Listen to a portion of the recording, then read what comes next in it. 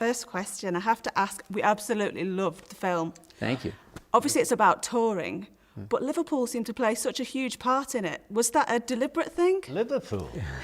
Why? Well, plus we had that great shot from the, of everybody singing a cappella. So we had to build around that. And then Elvis Costello, a huge fan and was willing to talk. And so, that brought a lot of additional focus to Liverpool. And when you think about making a film about the Beatles, where do you start? Well, you start with the story, but I actually thought it was a brilliant idea to focus on the touring years because it gave it a kind of a plot. It gave it a kind of a shape. And that particular period, Beatlemania and all of it, was this sort of like this wild journey, this adventure story. And so I was very flattered. I was a little bit intimidated by the whole thing, but I began to feel the possibility of a story that could feel fresh because of the focus on the details of it. That's it. We've seen a huge amount of unauthorized material, a lot of films, a lot of documentaries. How much of an input did you guys have into this authorized film? Well, quite a bit really. The thing is, it's a funny thing because we don't really plan Beatle projects. They kind of arrive. Yeah, this one. This one. Someone will kind of say, what about this idea? Or someone will put an idea to us and we'll think about it. Oh, that sounds good. So we actually don't actively go out and look for stuff. So this was already suggested. Yeah. And we said, yeah, that's a good idea. Why don't you start putting it together? And then Ron was suggested. So it wasn't actually our decision, but we said, yeah, definitely.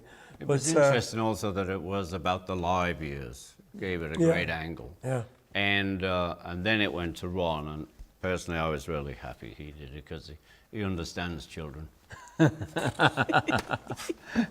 He was one. So when you started to look back at the footage, was there anything there that you hadn't seen before or you hadn't seen for a long time? Yeah, lots of it, yeah. There's a lot of it, really. Mainly that we hadn't seen in a long time. But there was footage that no one had seen before. Yeah. That was the kind of interesting thing, And there were facts and stuff that just came out that you'd forgotten, just because we were too busy being the Beatles. So we didn't ever analyze it, we just wear it. And the thing that we refused to play a segregated audience in America was great to be reminded of. I'd kind of forgotten about it. Yeah. And it didn't appear to have much significance to us at the time, because it was just it's a stupid idea. Why would we do that? It's just how we were, four Liverpool lads. That would seem like a stupid idea. But looking back on it, it's like, wow, it's a great thing we did. We're very proud. I'm very proud of that. Yeah. You guys did a few great things. Let me just say. Well, I was going to ask, were there any particularly happy memories that came back when you looked at the footage? I think it's always a good memory for me when, it's not like we live our lives now like, just in Beatleland from years ago.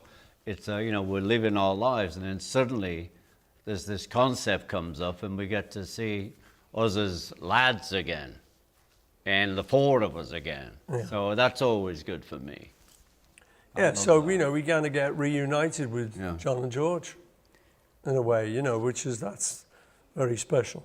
That was kind of one of the only guiding ideas that when I spoke to you, that you had sort of said, and the things got complicated later, but in the very beginning, John and I were this songwriting team, and we had each other, and we were friends, and this story about this time, that's my only request really. You said is I kind of hope it will identify show that. Yeah, I think there was a period where around about the breakup of the Beatles, eventually, where it all got a bit nasty, and I thought that had kind of remained. The sort of smell of that had remained, and it remained with me.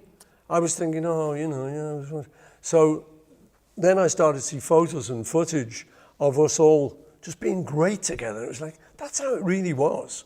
We were just mates, really good mates. So it was lovely to be reminded of that.